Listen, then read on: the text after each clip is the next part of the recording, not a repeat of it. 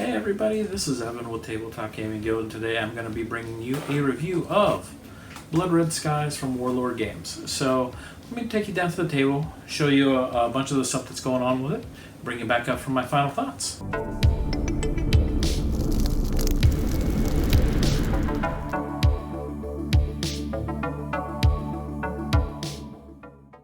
So here we are down at the table for Blood Red Skies.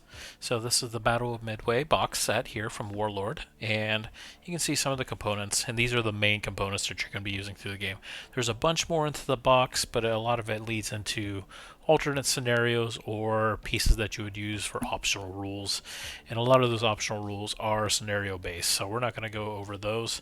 And also there are cards in there like the Doctrine cards and stuff like that we're not going to really go into either, because we're just going to talk about the base game and the basic what you need to play to kind of give you an idea what you're looking at if this is a kind of a style of game that you're looking for. So the main things that you're going to get 6 planes for each side here. So since it's the Battle of Midway, you're going to have Japanese planes, you're going to have American planes, and the main ones that you're going to be using is the Zeros for the Japanese. For the Americans, you got the Wildcats.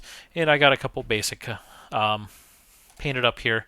I've got all 6 for each one painted up, and they do come with stickers here, but they also do have the vinyl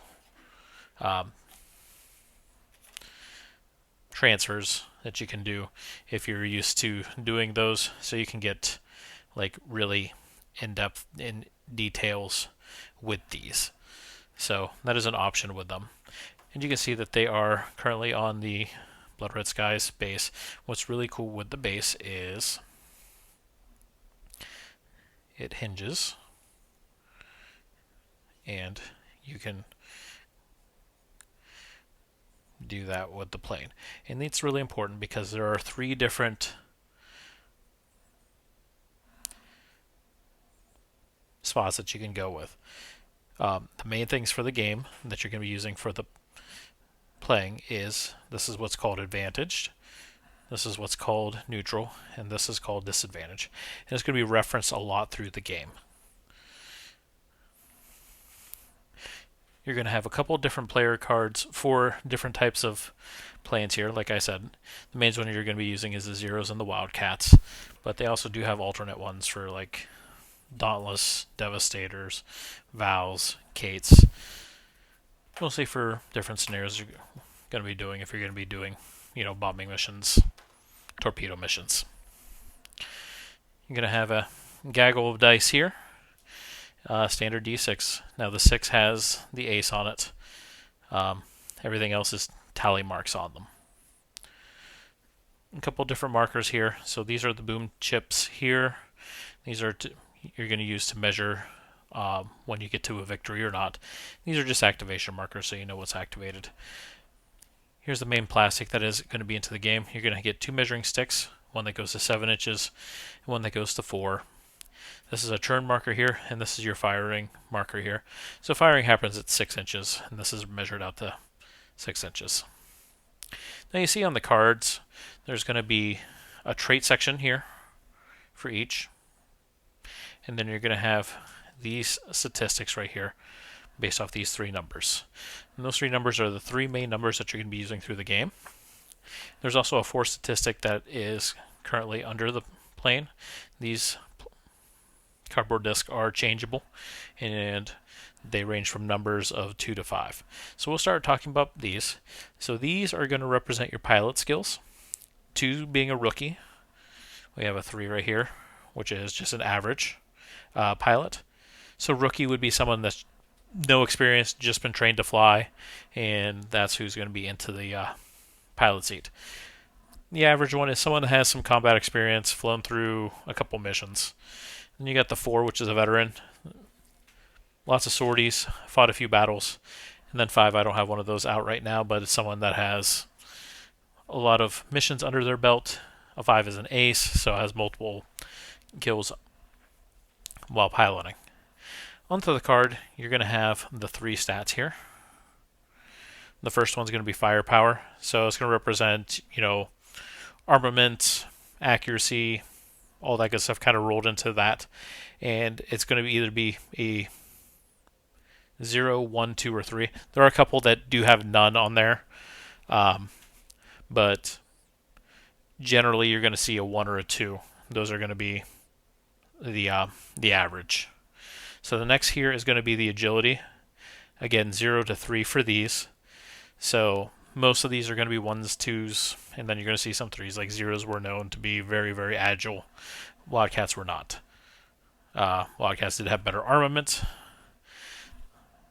The last one here is going to be the speed, so how fast that they can move. They use this number basically converted for every 50 miles per hour. It's going to get another number into that. So zeros were around 330 miles an hour, so they get the 7. Wildcats were around 320, so that's why they have the 6. And then bring this up close to the camera here. And you can see there's the number right underneath. And that number is kind of important, that if two planes are going at the same time, so in their activation order, which there's a nice quick reference sheet, there's 2 of these in here, and this really helps you run through the entire game. But at any point, if you have 2 planes that would be activating at the same time, you would be looking at the speed. Whoever has the higher speed, that's actually in miles per hour, would actually go first. So that's why that's kind of important as you mix and match, because what's really nice is you can mix and match this all day long.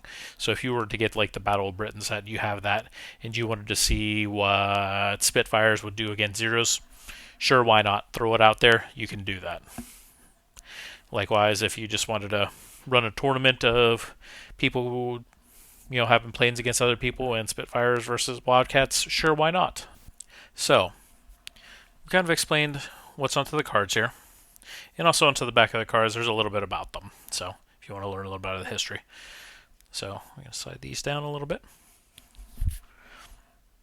And we're going to talk here about the activation order. So, as I said, you're going to have the 3 different positions for the planes: advantage, neutral, disadvantage. So anything that is at advantage, and we're going to talk more why that's important, like I said, a little bit later. Advantage is going to go first in decreasing order, so aces down to rookies, and then neutral, aces down to rookies, and then disadvantage, aces down to rookies. So you get to do 4 things on your turn. The first thing you can do is you get to shoot at anything that's within 6 inches in your forward arc. So forward arc,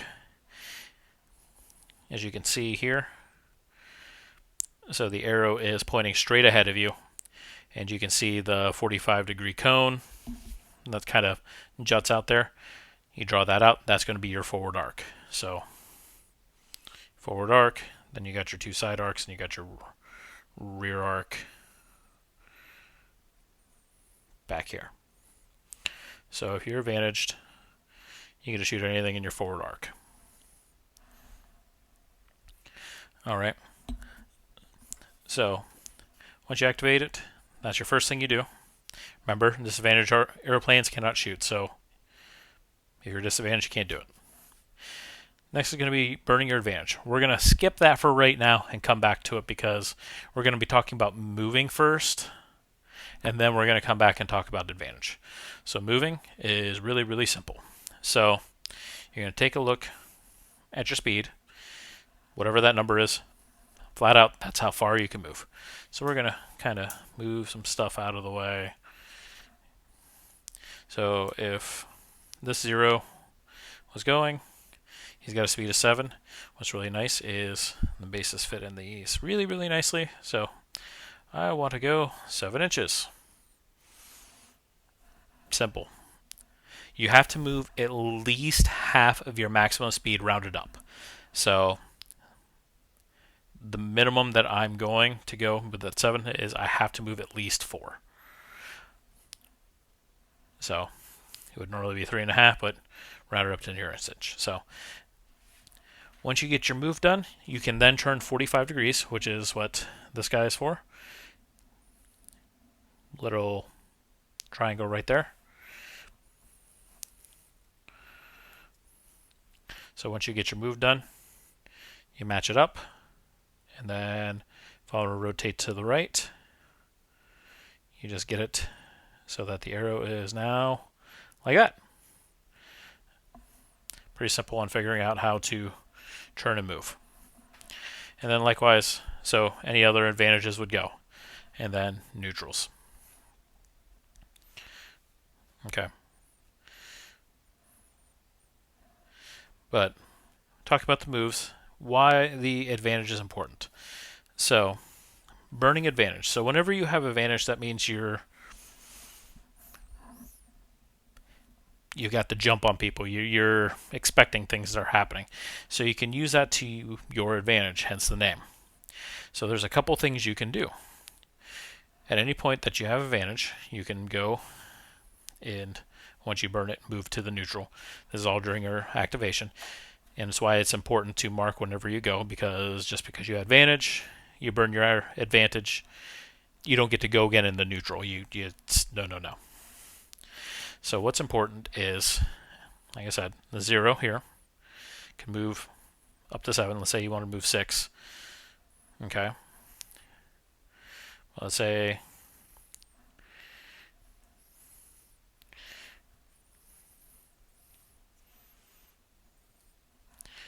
something like that's going on.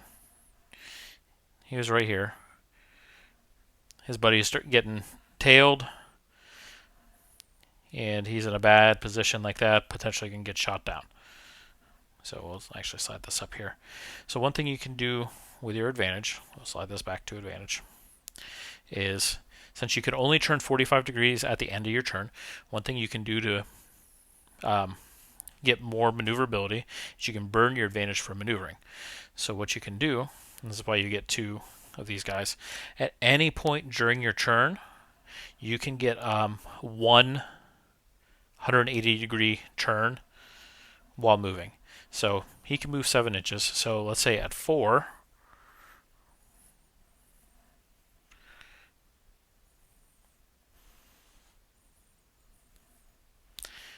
now remember 180 is like that. Let's say comes up to 4.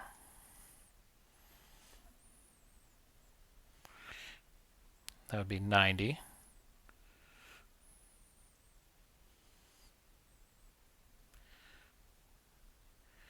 Looks like it would have to come out to at least 5. Then I could go 1 more inch like this. He would be in my forward arc at that point, and I would be able to shoot him. You had that target out there, but you want to help your wingman out. Burn my advantage to do that. I'd make sure I want to mark him so I know that he's gone. And then we're onto our pilot action. So our pilot action is, even though you shot at the beginning, you could shoot again. So anything that's in your forward arc, you can shoot. Now one key thing is, in order to shoot at, you have to be able to shoot at somebody that is at lower advantage than you. So right now, I can't shoot at him because we're at equal. But if he were at disadvantage, I could shoot at him. One thing you can do, too, instead of shooting, you could outmaneuver. So if, say, this guy was a 3, a lower skill, I could outmaneuver and automatically puts him at a lower advantage level than him. So let's swap these out just so. So in this situation, he's following. He's in my 45. I make that maneuver. I can't shoot at him. Well, I can outmaneuver him. So I could force him then to go down to disadvantage. It's going to mess with when he activates next. Depending on what he does, how he does things, I could get the drop on him and shoot at him next round. A lot of things are going to go. And this game is very fluid, so you have to keep tabs on what's going on. What's nice is with the rocking, it's really easy to see who's at what position, what am I going to be able to do. And the third thing that you can do is you can climb, so you can raise your advantage up by 1. So no matter where you are, you can I could slide him up to advantage and use that for other things. Now, a couple of things with that here. So, shooting test, dodging test. So, at any point you're shooting, you're just going to reference your numbers. So, shooting for a Wildcat, 2 plus whatever their number is. Dodging for a Wildcat would be that, 1 plus whatever their number is up here. Laid out right here, critical hits, right there. Anytime it references for a test, you got your pilot test. If you have to make a maneuver or gunnery test, it's all located right there. Quick reference here if you need for moving, different shooting positions, how to churn. Then you do have two different types of shots. Shooting on the side is harder, and then if you're going to head-on-head, you can do that, but your opponent does get to automatically fire back. This is just your shooting measurement, so you just place it right up against your base to see anything that's within 6 inches. Quick and easy. So that's the basics of the game. Anytime that you would shoot and you would score a hit, whether or not that you would actually shoot down the enemy plane, if you were to hit, you're going to get that person one of these boom chits.